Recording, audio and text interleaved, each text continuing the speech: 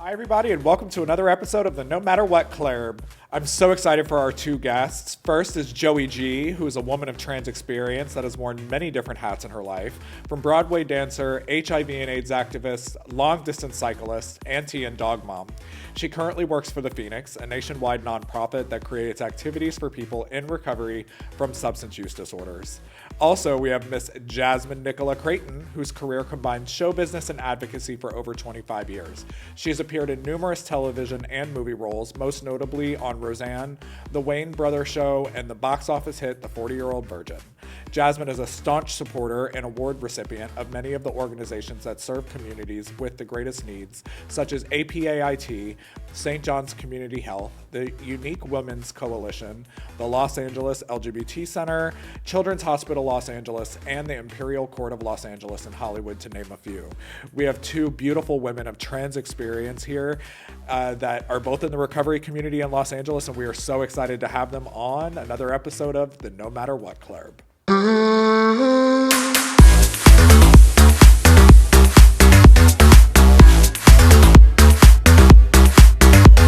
Hi, everybody, and welcome back to another episode of the No Matter What Club. Hey. Hello. Hi. Tonight is going to be a really exciting episode. First of all, I'm here with my husband, Anthony, the co-owner of No Matter What Recovery, and I'm going to introduce one of our guests, and if you want to introduce one, that'd be... Please welcome my dear friend, Joie. Hi, y'all. Good to see everybody. Hi, Joey. Hi. And then to my left is the force of nature herself. It's Jazzmun Crayton. Yeah. Welcome, Jazzmun. Thanks for joining us on the podcast. Thank you for having me. Of course. Well, we are so excited about this episode. We are going to uncover, discover, and discard. We are joined by two women who are just somebody that we both hold very near and dear to our hearts, two women of trans experience, and we wanted to bring them to the episode so that they can shed some light and some truth and some, just have a really beautiful discussion about life and what it's like in sobriety. So do you want to share a little bit of your story, Joey? Sure. I mean, where to begin? Well, I was born and raised in Chicago by an amazing mother. And Who we love. We love. She's love. about this big. She's so tiny.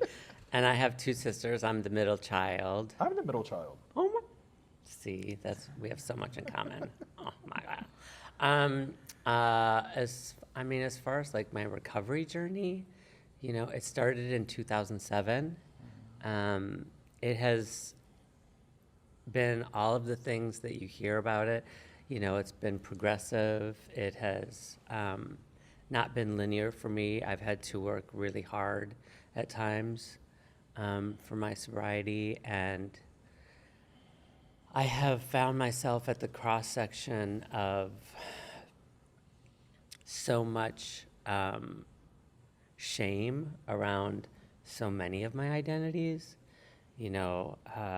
The fact, like coming to terms that I have a substance use disorder, coming to terms with the fact that I didn't get it on the first time, that I struggle with mental health, that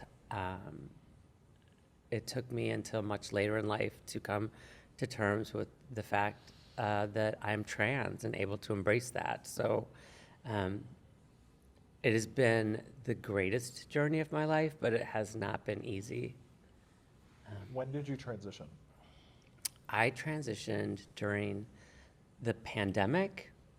I had been identifying as non-binary before that, and I worked at the Los Angeles LGBT Center, which is a great place to work, especially if you want to transition. It's just such a welcoming place. But I had so much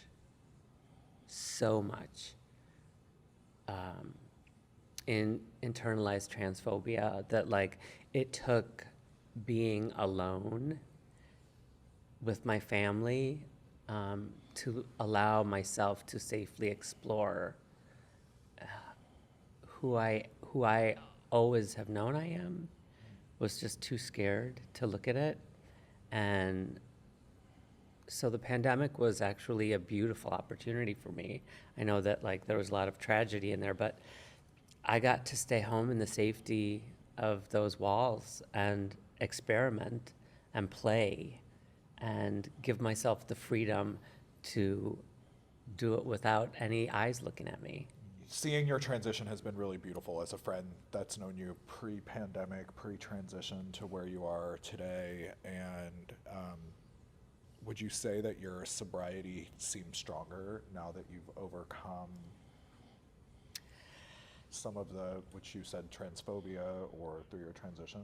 Yeah, I was actually talking with my friend Sophie the other day, who's going to school to be a psychologist, and she asked if she thought that there was any sort of correlation between my using and my identity.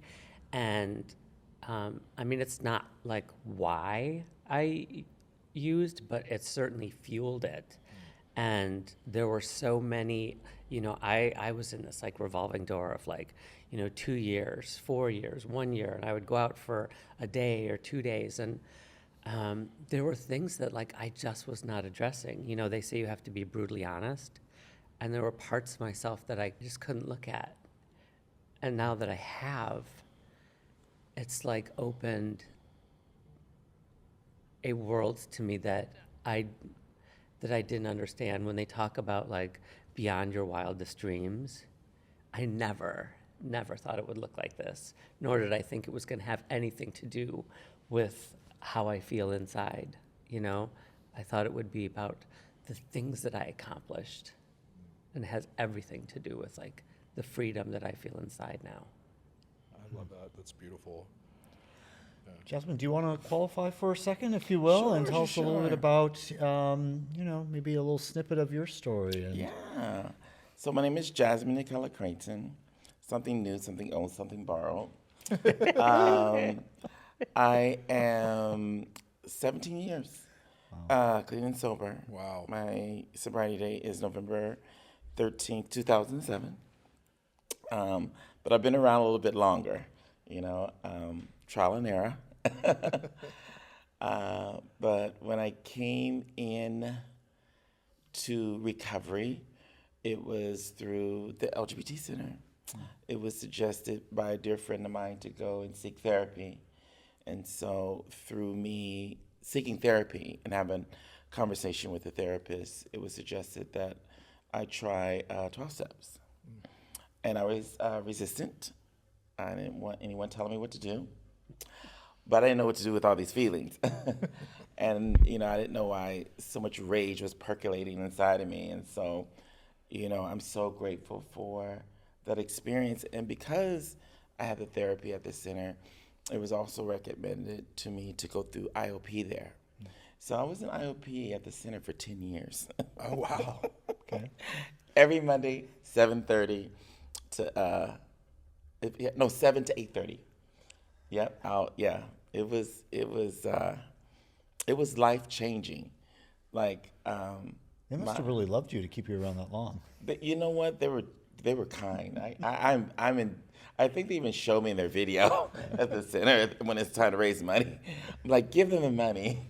They literally saved my life. They really did. I'm the eldest of 5 kids from Oceanside, California. So I grew up in a little beach town, Camp Pendleton actually. Went to Oceanside High School. Grateful for my upbringing, my family. My mother, I was a teenage love affair child, right? So she had me when she was like 18, 19. She didn't marry my father, so there's no relationship there, my biological father. So there's, abandonment, questioning, seeking and searching, for men attention, in different ways. And that showed up in my life, in a variety of ways, right? But came to Los Angeles seeking fame and stardom and richness and a husband. And I'm still searching. So having the time of my life, learning so much about who I am in this process. But I just think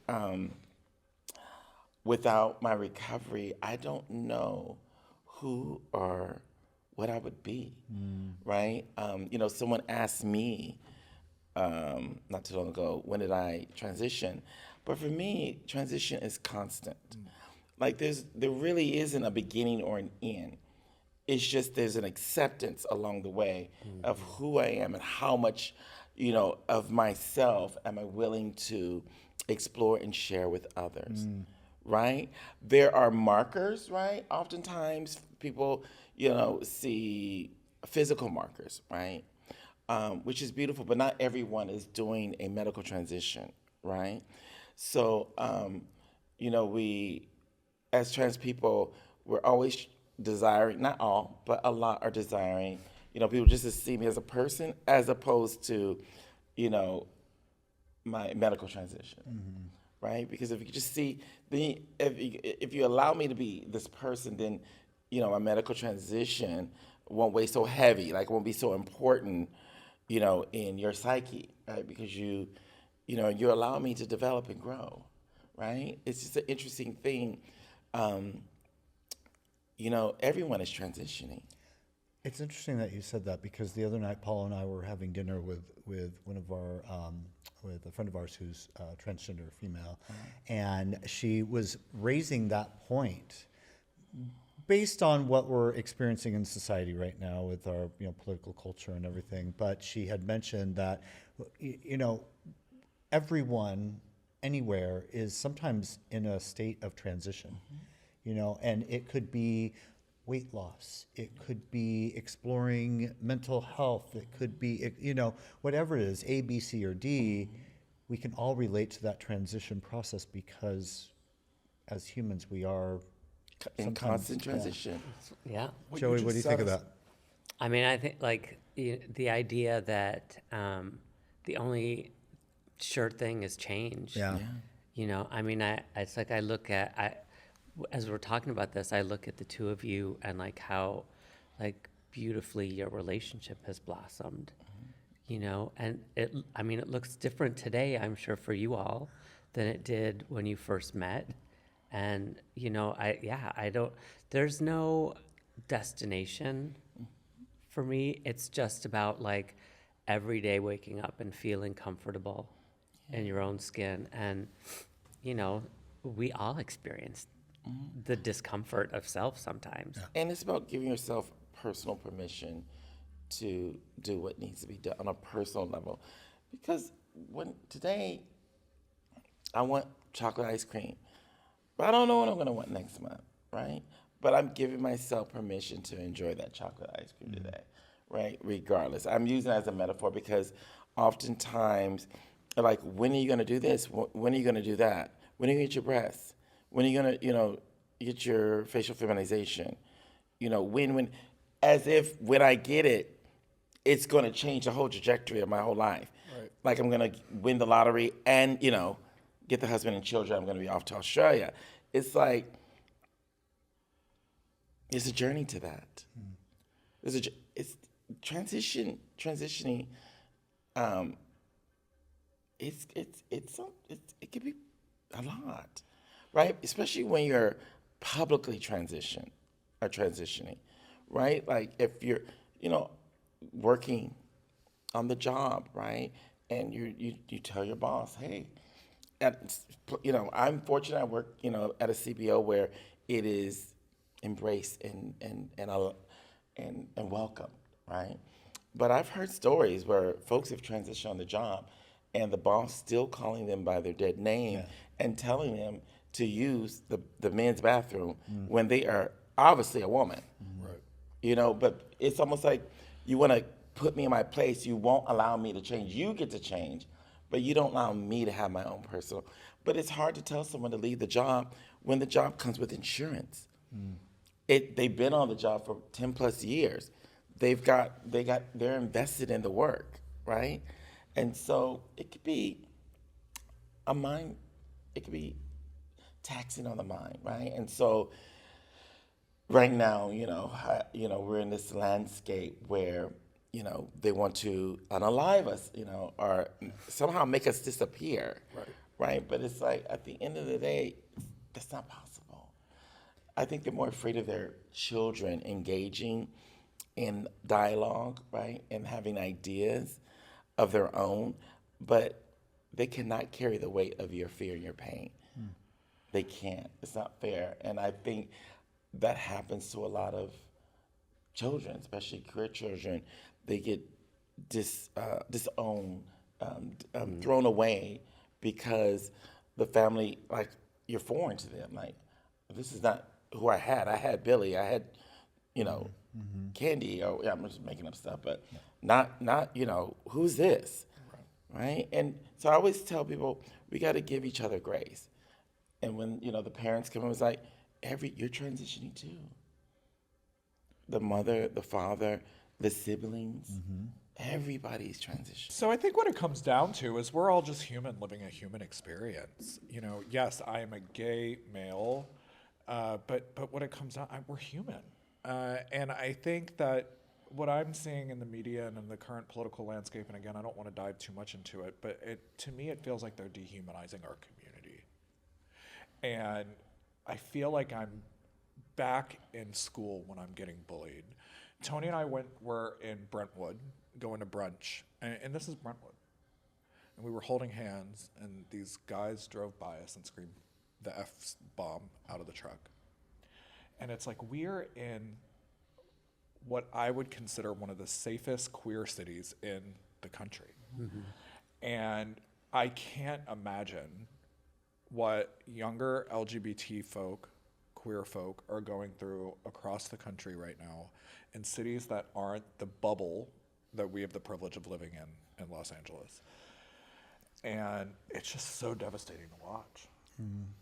Joie and Jazzmun, I see the two of you on a regular basis and also publicly on social media for whatever that's worth. And I say that because, we shouldn't put so much value on seeing somebody on social media. It's the face-to-face connection that really counts, right? And so, but when I see you two, I see strong women, even through the vulnerability that we get the honor and the privilege of seeing in the certain circles that we're in recovery. But I see that in you two, but how are you two feeling today, right here, right now, in this moment where we're seeing something new come on the news every single day that seems like an attack on the trans and non-binary community? How are you feeling today? I mean, I have to be really mindful with social media and the news. I am a really sensitive person, and I can easily be affected by these things. It's a really interesting balance of, like, sometimes I feel fear, sometimes I feel frustration, anger, like all of these different things, but oftentimes I have to remember that what am I in control of and what is happening right now. And so, like, I do have, throughout the day, I have all of these different emotions. But Jazzmun, you said something about permission. And I think that, like, when I gave myself permission, that's when the freedom came. It wasn't about, like, yes, there were things that I addressed with dysphoria, but the freedom comes from me giving myself permission, and you can't take it. You can't take it from me. And so when I think about the youth out there that is hearing this messaging, and it must be painful, and we all know the experience of being bullied and just growing up as a child. We are told by society who and what we are. And oftentimes, like, I picked those labels up and I carried them. When I laid them down, I felt something that you cannot take from me. And so to the people out there that are feeling like they are trying to be erased or targeted, like, it is true, it's happening. but they cannot take your spirit from you. If you give yourself the permission to be and say, like, I don't care what you think about, I'm not looking for your permission anymore. That's what I was seeking all the time, was like, can I have permission to be in this space? Can I take up space? And now I'm like, I'm here. I'm here. I'm here. This is my seat. Yeah, this is my seat, you know, in all spaces, and I'm going to take up space. That's excellent. I agree. I'm flabbergasted. I'm appalled. I'm insulted. I'm raging. I'm grateful. I'm hopeful. And it's, you know, sometimes you got to get messy, right? Sometimes it's got to get real messy, right? To come to the, sometimes, you know, it gets messy. Until you get to, exhausted, sit in the crap, the mess. But sometimes we don't know it's messy until like the rug is pulled out from under us, right? Or you're homeless, right? I was unhoused for a minute, right? The substance use took its toll on me. And I didn't realize how much I was willing to sacrifice, right? My own personal peace of mind. And, it's easy for me to say, oh, I don't blame no one by myself, but society, I can blame at large. Like, you've been asking me to show up in fragments and segments of myself.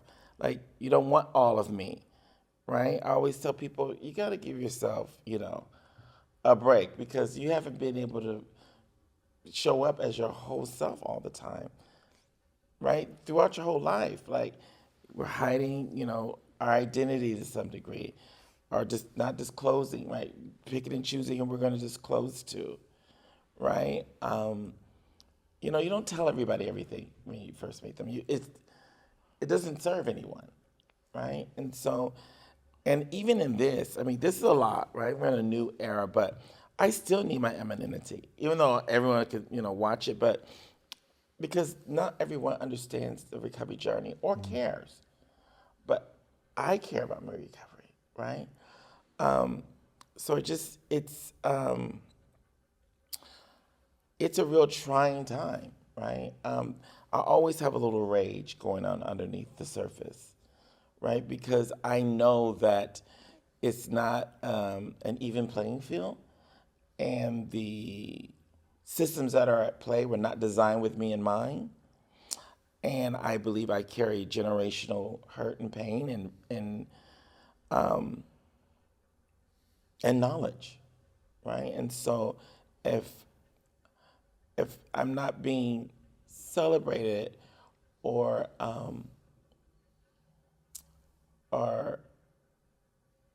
talked about, right? Or, where people don't understand who I am, right? Or where I come from. And I don't even know, sometimes I don't even know where, all the answers to that, like, but I'm willing to continue seeking and searching, right? And exploring. It's about exploring and experiencing each other, right? And giving each other an opportunity to evolve, right? I heard someone say that choice, it was Reverend Frida, choice is the essence of change, right? And I'm so grateful I made the choice to stop getting high. Because my getting high, for me personally, was so selfish. And it was it was a ritual. Like, it just didn't happen. I had to do some work. Yeah. It's a lot of work to get high. Right? I had to do some work. And not getting high requires a certain amount of attention. Right? But it's different. It's asking me to allow others to come in. Even though, when you get high, there's a whole group, But it's just different because we're available to each other in a different way, right? And it's teaching me how to be of service. Like, everything that I have in my life, or who I am and everything about me, I'm a product of recovery, right? The job, how I move, right, is a direct result of one day at a time. And I take it serious. It's important to me. I take it serious. I'm not playing games with it. Like, it's not a joke. And so, I can be in conversation with everyone about, how important it is to me. Because I'm seeking a deeper spiritual connection, right? And that reveals itself in a plethora, in a variety of ways, through food, through entertainment, through intimacy. Right? I'm learning how to be intimate with someone, without getting high first, right? Without bringing something else into the room, right? Seeing that person, for who they are and not what I think or want them to be, right? And being in conversation, learn how to dialogue. Recovery is a language too. It's its own beautiful, evolving language, right? So I'm a student. I'm a perfect teacher of God having teachable moments, right? That's what I believe, right? And God for me, like I heard someone say that I don't know what God is or who God is. I just know how when I think of the thought of what God, the idea, how it makes me feel, right? And that's enough. I still use good orderly direction. That's it. It's not someone or something. It's just a feeling. I love that you brought up service because when Tony and I started dating, one of the things that he is proudest of, one of his proudest moments, is the project that y'all did together in Hollywood. Yeah. It's one of his he talks about it was something that brought him a lot of joy. Do y'all want to share about it? Yeah, tell. It was the Midnight Stroll.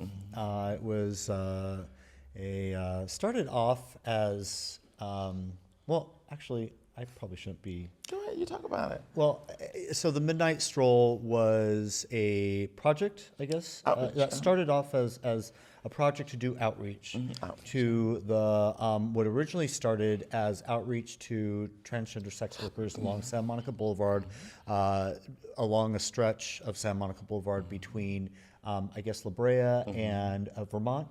The donut shop and the Target. Yes. Yeah, exactly. Actually, we would go all the way down to La Brea and make our way all the way to Vermont. And Jazzmun was a member of the transgender community who was sort of spearheading it on behalf of the organization that she works for, in collaboration with the Los Angeles Police Department, because at the time, the Los Angeles Police Department, if I'm not mistaken, and correct me if I'm wrong, but was starting to enforce some laws that were targeting the trans community, and the trans community said this can't happen anymore. Do you want to kind of pick it up from there? That's exactly what happened. I am an inaugural member of the Trans Advisory Council, and so it really started out because the LAPD wanted to march with the trans folks. During the Pride Parade? I think it was Trans Pride. It was something, and then it didn't work out.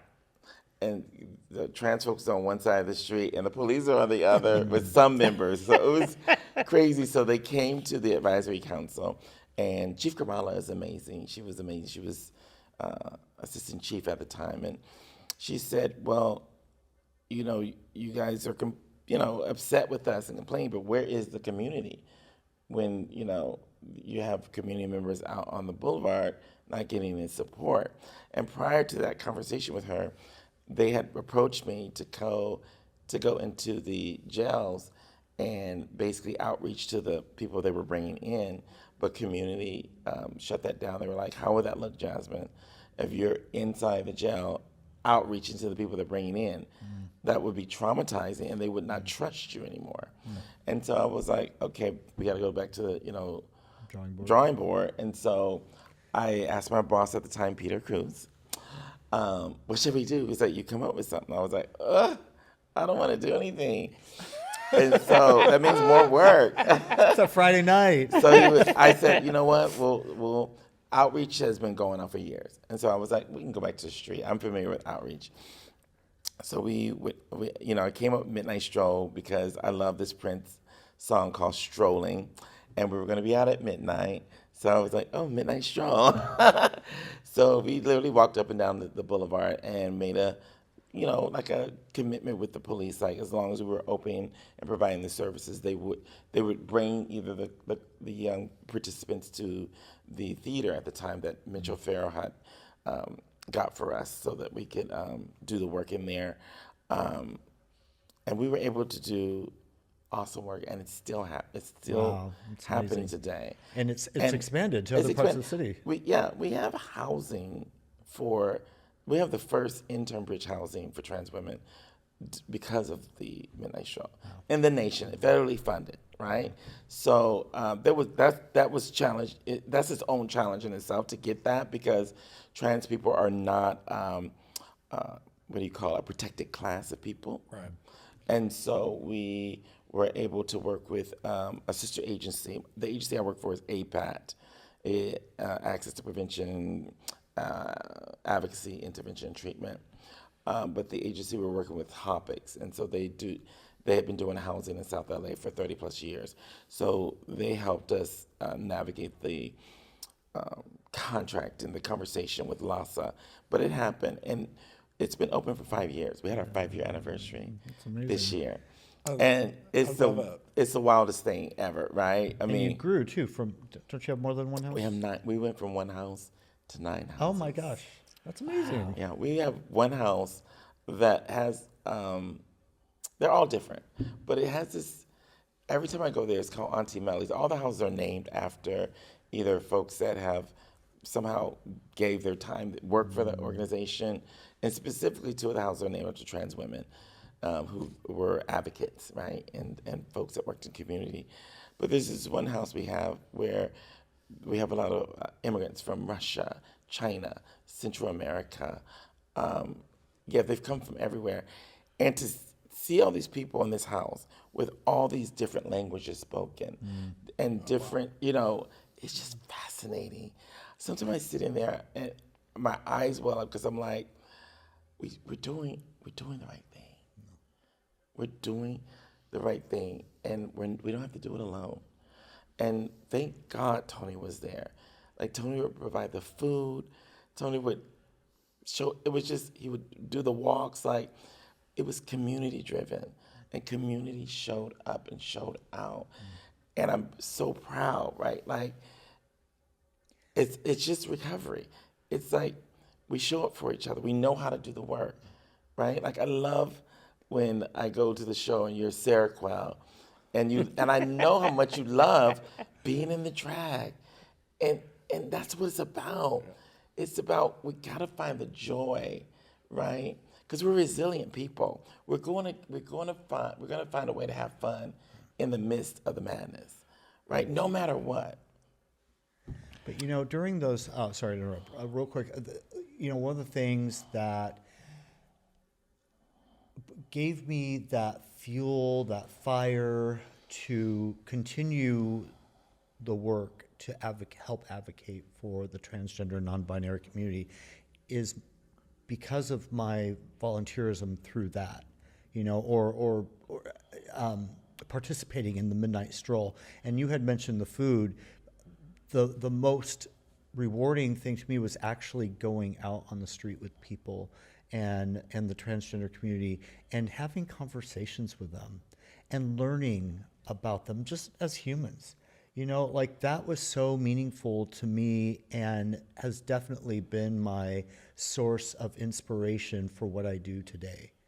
So thank you for that opportunity to be part of it. Thank you. And I think all the work that I've been able to do, it just humanizes the human experience. That's all I do. I get to humanize our experiences, and that's enough. We talk about resilience and community, and Joie, when I think of those 2 words, like, you are one of the people that just pop right right in the front of my mind. I mean, you've spent years advocating for the queer population and your work, and both of you are practicing the principle of service in your careers. Actually, all 4 of us in a way, but I mean, the work that you do is just so amazing. And how did you find your way into being of service professionally? Because you raised a shit ton of money for the LGBT Center. Yeah, advocacy and activism has always been a part of my life. I mean, I grew up during, the AIDS epidemic. And so, just watching like the devastation on the community, like that's just always been a part of like my routine, part of my life. And then I got the gift of recovery, and like the first opportunity I had with the community when I felt like I really felt a part of was being of service. And so that's what I know. There are times when I cannot get out of myself by thinking. Like I can't change my thinking, but I can go and help somebody else, and instantly I feel different, and most often better. And it's just one of those gifts where like I have put myself out there to be of service, and what I get back is so great that it doesn't even feel like service. I think about like, yes, like I spent years raising money for the LGBT Center and AIDS Life Cycle. And then I look at like the opportunity I had to work there and like what it gave me. So it's like, if you do this stuff, like it just feeds your soul. It doesn't feel like a job. And I was really blessed for most of my life to be an artist and to have this passion for what I did. I got to dance all over the world and just like do these things that like as a child I dreamed of. And so when that chapter was over, it was like, what am I going to do that is going to fill my soul? And I really had no idea. It was like accidental, like through service, that I found a place where I could support myself, support my community, support my family, like an unexpected gift. Well, we love the Phoenix. Tell us about what you do. So I currently work for the Phoenix, which is a nationwide nonprofit that offers activities to people in recovery. We support All Paths to Recovery, and Scott Strode, who created this movement, because it really is a movement. I mean, we're working towards reaching 1 million people, and we're close. We've reached over 700,000 people. Wow. But there can be so many barriers to being part of a community. Stigma, money, all these things. And so Scott and this group of people found this amazing way to create activities for people where the barrier is very low. It's 48 hours of sobriety. Wow. That's it. And everything we do is free. So I work with volunteers every day, and my job is to create activities. And how fun is that? Like bike riding, yoga. I'm a boxer now. I have a friend who loves the boxing groups on Monday nights, I think. Monday nights and Saturdays. And it's, and so when you think about activities, like not everybody is ready to dive in and take a boxing class. So like, how can we make sure that other people have access? So we'll do karaoke or Taco Tuesday or, a coffee social. I mean, it's just about building community. I think and I share this a lot on the episode. I'm sure our listeners are going to be tired of hearing it, but when I was getting high, all I wanted was to be loved. All I wanted was a community. And so, the biggest gift that I've gotten in recovery is we talk about chosen family and we talk about community. And, it's the biggest gift that I've gotten out of sobriety. I mean, obviously not getting high is great. But like, when I tell my story, I was this 15 or 16-year-old gay boy, and I walked into my first gay bar for the first time, and it was the first deep breath that I had taken where I felt safe. You know, I grew up in a small city in Louisiana where I had to be somebody that I wasn't. I had to go home to an alcoholic household, and I was bullied in school. And I walked into a bar on Bourbon Street, and Deborah Cox, Nobody Was Supposed to Be Here, was playing. And I took my first gay breath, and I will never forget it. And it was that sense of like safety. And when I walked into the rooms of recovery in Los Angeles, I get emotional thinking about it because I know what we have here is special, and that community for me is what that community saved my life. This community saved my life. And you talked about Seroquel and drag and all of that stuff, and like, you know, I had so much internalized homophobia when I got sober, and so much shame and so much fear. And I never thought that I would put on a wig and heels and it would make me feel Like a woman. like a fierce woman. It would make me feel whole. And there's an ego thing to it. Like, you know, I started getting fan art. Yeah, she has merch. She has merch. But like, it brings me joy. Yeah. And I would have never done it as a single man. And so to have a husband that supports me and this art that I've found myself in, it's just really amazing because I'm able to do it and be comfortable because I know that I can go home and be in a safe relationship, which is interesting, you know? So yeah, but when I think of Jazzmun and Joie, you two are just people. Yes, we are human and we talked about that, but you two are just like, both of you, when you speak, I listen. You both have something to share, and your point of view and your story, it means something. And in these times of uncertainty that we're facing as a community and that the world is facing, the country is facing, it's voices like yours that they're trying to dim that I just want to amplify. I'm so honored that you are both here with us. One of the things that I want to ask, but there's two questions that I want to ask both of you. The first one is if there is someone out there watching this podcast that is lost, that wants to get sober and doesn't know how, what would you say to them? I'll let Joie go first. I was going to ask both of you. That it's possible. And I have found that my journey looks like my journey. It doesn't look like yours. It doesn't look like yours or yours.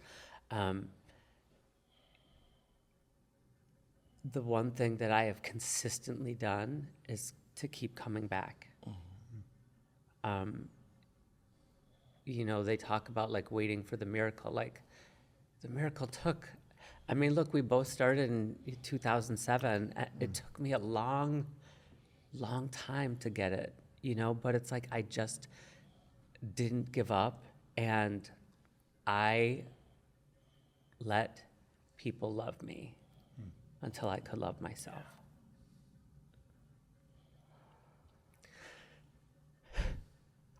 And I've experienced so much love in this community. So if there's anything that I could tell anyone, it's that you're not going to wake up tomorrow and have answers and feel love and feel all of these things, but trust that there is somebody that can relate to you and that will hold you until you know how to hold yourself.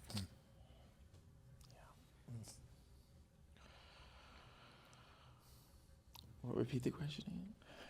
If there's somebody out there, if there is somebody out there in the world watching this podcast that is lost with no community and wants to get sober, what would you say to them? Lost with, I think we all have community. There's always somebody out there that we know, that knows us, right? Whether we trust them, whether we trust ourselves enough, right? Because it really starts, it's such a personal journey. It's so personal. But first I would tell them, eat a good meal. watch a funny movie. Just do things that bring you joy. Mm-hmm. The act of using is masquerading, right? I heard someone say that sharing is very performative, but getting high is very performative. It's very, because you don't know where this trip is about to go. You really don't know. You believe this is going to do what it said it's going to do. It's going to shift, but you don't know what it's really going to do to the overall trajectory of your life. We don't know. So take that risk. You risk this, take a risk in recovery. See what that's about. Fill it out. Take a chance. Right? Play with it. Right? It's texture, color, some fascinating. I always say the most fascinating, fabulous people you're gonna meet are right here. You got Sarah Quell, you got Tony, you got Ms. Joie G. Hello. I mean, that is, I remember the first moment that I ever saw you. And you were being fabulous. You were living out loud. You were singing. You were dancing. And it wasn't like, I was like, oh, like this amazing human who's doing recovery. You were just living out loud. And I lived for your life. Like, I was like, that gave me so much strength and hope. So yeah, it's about like, look at those people who are doing it and trust that you can do it too. Because you are such a huge inspiration for me to stand in the light that I stand in today. The feeling's mutual. The feeling's mutual. Like, I love no matter what. Yeah. I love it. I love when I get to go see both of you in the shows.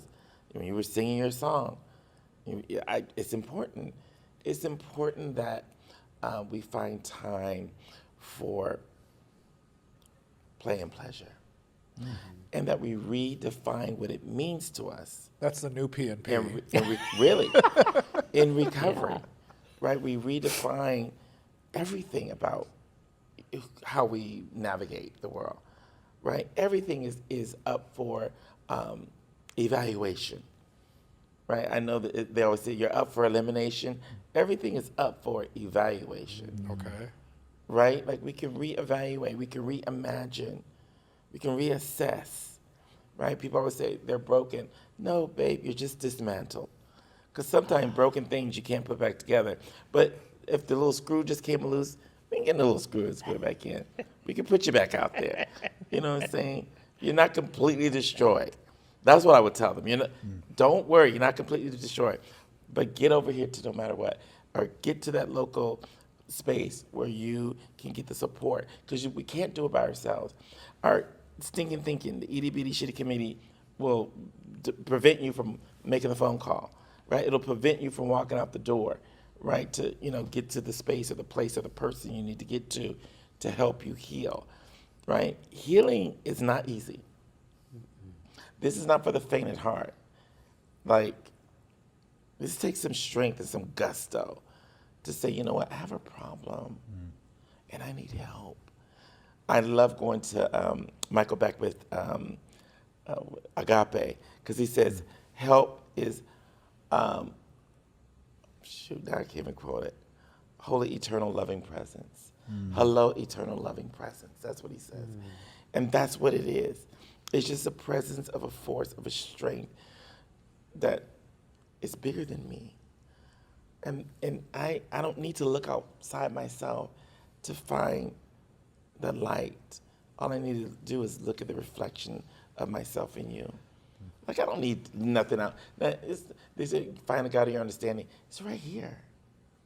It's not a thing. It's nothing outside of me, right? It's just reflecting back at me through conversation, through intimate moments like this, right? This is intimate, right? This is a nice, intimate moment. And my clothes are on. And, I'm not doing anything, I'm saying that I want my family to see it, right? But I'm getting to have an intimate moment. That's what I mean about redefining what intimacy is, what relationship is. We're supposed to be in a relationship. We're human. Like Bell Hooks says in her book, All About Love, you can never fully be human until you give yourself to each other in love. That's it. We have to give ourselves to each other. We have to share ourselves. That's the whole purpose. That's why they're all up in arms about the nuclear family. It's got to be man, woman, and child. No, it doesn't. It could be me, And I love right now we're living in an era where trans people are dating other trans people. And people can be non-binary. Even though non-binary is androgyny from back in the day, David Bowie and Grace Jones, and we reclaimed queer. I remember queer was negative, now it's positive. I love it all. I'm a black film queen. I love saying that. My pronouns are glamorous and all feminine and all gender fierce. Right? Yes. I put gender fierce, everything. Because I don't want people to think, I want people to get too comfortable. I want you to always be in a flux, always changing. Because when you get too comfortable, then you can't see the possibility of what's coming. I gotta allow you to be who you need to be. That's the beauty of a transition. It's a butterfly. And I gotta allow you to be uncomfortable in it too, and not know, right? It's okay to not know, right? To question me. Like, is that bitch really sober? Look how she acting. Yes, I ain't picked up nothing. I'll let you know when it happens. You'll actually see it. You're like, oh, Something I something ain't right. You too quiet. I'm grateful I'm not harming myself intentionally today. I might eat too much. I might, what I'm saying? I love sugar and all that, but you said ice cream, and I was like, not a metaphor. Give me some ice cream. But I'm not intentionally hurting myself. Russian roulette. Mm-hmm. I started using this analogy whenever I'm talking to people that I'm working with or whatever, and for me it was Russian roulette. Like I gambled every time I got high. I gambled with my life. And today, the bet that I get to make is on living. And we're accountable and responsible for one another. I am responsible for you, and you're responsible for me. And I told you I would be accountable and be here, right? And respect. It's a respect that's happening, just a mutual respect we have for each other. So if I say I'm going to show up, I'm going to show up. If I can't, I'll let you know. I'm not disrespecting you with hiding out or coming back, with excuses, right? I'm grateful that my bottom was not showing up for people in my life and hearing their disappointment. And now, to your point, I get to show up. Like, I take great pride today in showing up. And when I don't, like Paulo knows, like if I can't make something or I miss something, I get really hard on myself. Like, oh man, I can't believe I missed that. I promised that person I would be there. Like, I really take it so personally today. And to your point too, so I can't be everywhere all the time. That's the other. Tony told me yesterday. I just can't. Everywhere. Wait, what was it? Anywhere, everywhere, all at once, or Yeah, it's this just thing like, with the hot dog fingers. I would love to come, You know what but I'm to be talking about? honest, I'm sorry I Hot can't dog be finger. there, and it's okay. Yeah. It And was say yeah. no. Jamie Lee Curtis with the hot dog finger. Oh yeah, I love that. Everywhere, all the Everywhere, time. all at once. Yeah, all at once. Yeah. That's what it was. Tony and I were talking yesterday, and he was like, I can't be everywhere all at once, No. Yeah. And it's okay. Yeah. That's another thing. We give ourselves permission to just, you know what? I could do it today.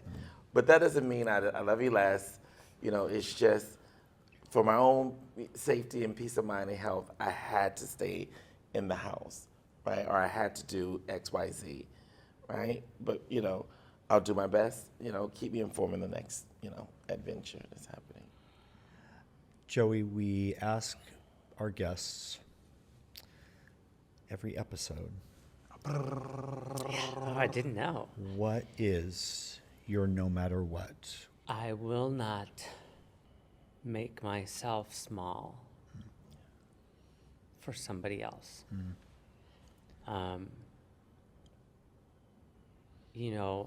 in having like many like cross addictions, codependency was a huge one for me.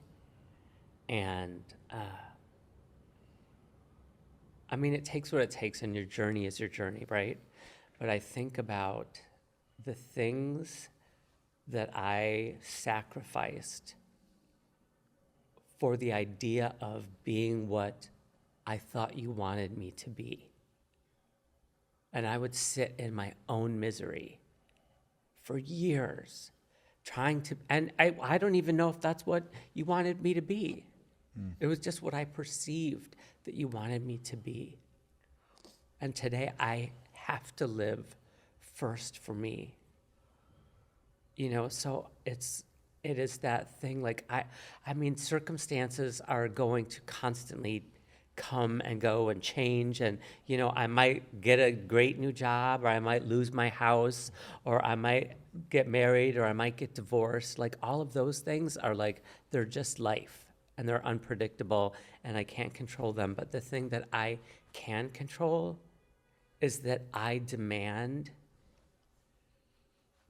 to experience the self-love that I never thought was possible. And it's possible today. And I just can't give that up for anything. Because I know if I dim me, like that's what I was doing all of those times that I picked up. I was dimming my light. And today I just can't for anybody. You know, when you have a certain amount of time, or when you gain some time, I think that that's a common feeling, because it's something that we don't want to give up, because we've tasted what that freedom that you just explained of not dimming our lights, you know, and enjoying and relishing our light and loving ourselves. That's true freedom, I think, you know, and you know, after you get some time from your substance of choice, you like really like appreciate that a lot more. You know, We know what the shadows feel like. You know, we've lived in the shadows, and today, in this big, beautiful life of sobriety, we get to live in the light.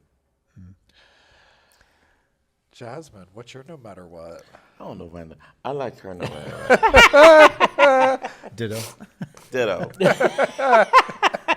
But seriously, it really is. It comes down to self-preservation, self-actualization, self-love, right? It's like, I'm just not willing to give it up for today. You know, I've done a lot of work to get here. You know, a lot of people have been cheering me and coaching me and counseling me, you know, and questioning me. You know, and it's still happening today, you know. No matter what, my no matter what is a prayer. Like, I just don't want to give up. I don't know what anything looks like, or what is, you know, being, you know, what's happening, right? I just know that who I am and where I am right now is enough. And my prayer is that I don't give up, no matter what, you know. I love that. Great. Love Well, it. our party, our no matter what Claire experience has come to an end, but it has been an honor and a privilege to be able to share this intimate conversation with all of you about the transition, Yeah, life-affirming. the life-affirming transition. And I would love to continue the conversation the next time that we meet and talk about something new, some new experience that we have, or, you know, but I do want to thank both of you for doing the work that you do of being of service in the community and in the rooms and in the space that we all hold, but also professionally, and thank you for being you and coming on the podcast. And so we will see you next time on the No Matter What Club. Come on, Claire.